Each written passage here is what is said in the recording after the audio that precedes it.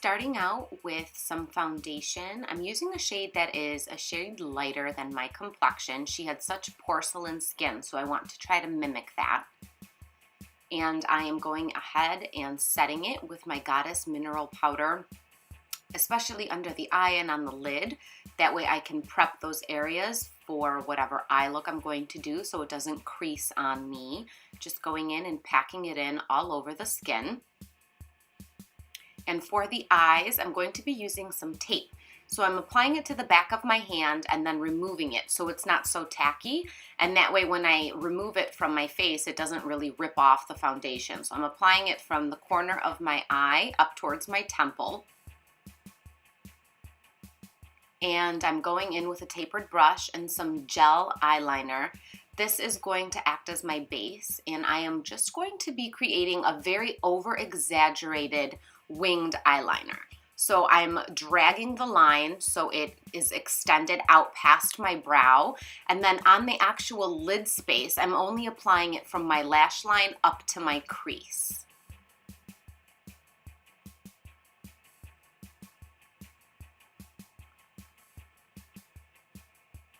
And just going in and strategically placing. I want to make that shape look like it is just a huge winged liner.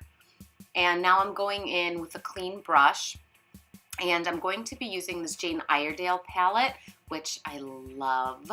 I'm using some neutral shades. So I'm going to be using a brown and a skin tone color. So I'll show you here. That brown is kind of like a warm color, and then I'm using that skin tone color to transition the black. So going in and just adding that in layers to the crease to create some depth and definition and to further enhance that shape.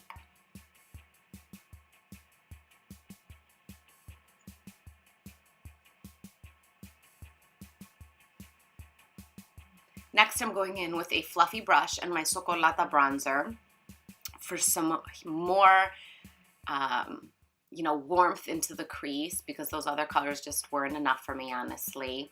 And the last step, I'm taking that original tapered brush with black, and I'm going over all of the area where I applied the gel base.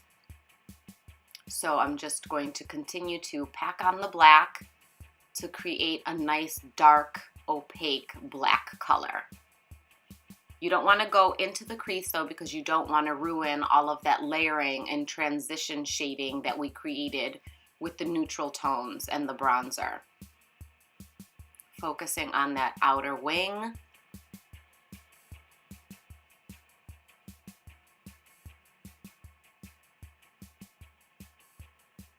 See how it starts to come together, that dark color. Now you just remove your tape and look at that sharp, symmetrical line. Yes! And now I'm just going to go in with my foundation brush, nothing on it, but just to touch up any marks the tape might have left behind. Now I'm going in, I bleached my brows to lighten them a little bit because the Countess had platinum hair and she didn't really have brows. So I'm going in with some white face paint to lighten up my brows even further. And then on top of that, I'm going to be filling them in with a blonde brow pomade because I still want some definition and to carve out those brows, but I don't want them to be the focal point. I want the focal point to be that really dramatic Countess winged eyeshadow. Next, I'm going in with the tapered brush and my gel liner, and I am creating some depth and definition on the lower lash line with the gel liner. And I'm attaching it to the wing. And then I'm taking a flat brush with gel liner and I'm doing my waterline so I can completely black out and smoke out the lower lash line. And then on top of that, I'm going in with my black eyeshadow and my transition colors, just like I did the top part of the lid. So just building on color and transitioning it with the cooler shades that we used in the crease. falsies. I always like applying them from the outer edge first because I feel like it's much easier to manipulate and to adhere that way. And also a trick is to wait for the glue to get a little tacky before you apply it. That way, once you stick it to the eyelid, it doesn't move around and it will just adhere much, much nicer for you. Going in and warming up the skin with my bronzer and a fan brush. She had such defined cheekbones and a jawline for days. Who remembers when she said that? Ah, I loved that role. And then I'm just going in with another brush and blending out any harsh lines because I want it to look very chiseled and defined, a little over exaggerated, but I don't want there to be like streaky, harsh lines. So going in and just buffing out the sharpness of that contour that we did.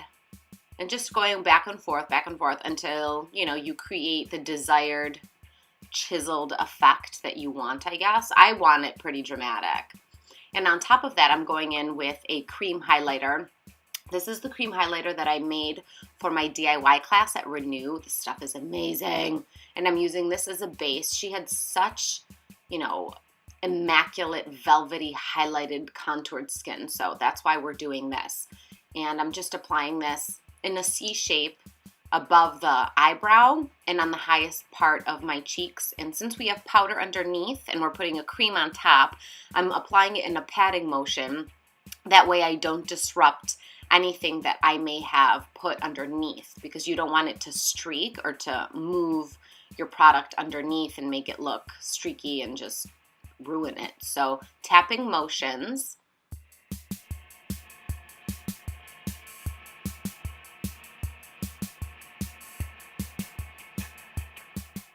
And just like any other cream product, I like to set that with a powder. So I'm going on top of that cream highlighter with a powdered highlighter just to lock that in so it doesn't move around on me and I'll get a longer wear. And blend, blend, blend. I'm doing down, you know, the bridge of my nose, my Cupid's bow. You could really just go crazy with this, honestly. The more highlighted the skin looks, the better.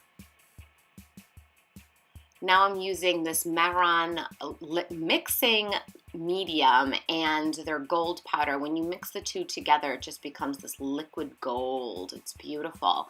And in one scene, she had a metallic silver teardrop and like wet tears on her eyes. So that's what we're doing here. So this is very imperfect, does not have to be perfect. Just take that liquid mixing medium and create a tear effect. So you could go as crazy as you want or as minimal as you want. That's really up to you.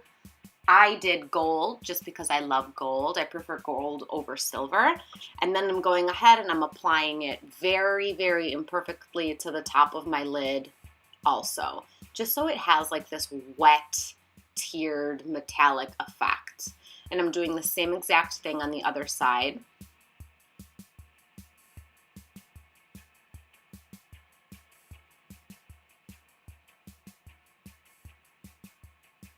I just love this look. I think it looks so cool and unique.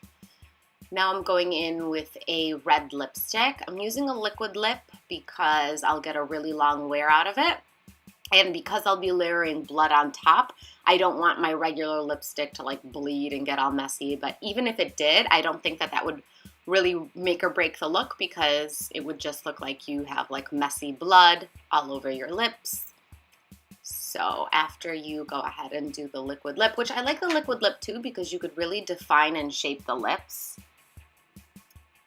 Now I'm just meshing together my natural lash with the falsies and applying some mascara on my lower lash line.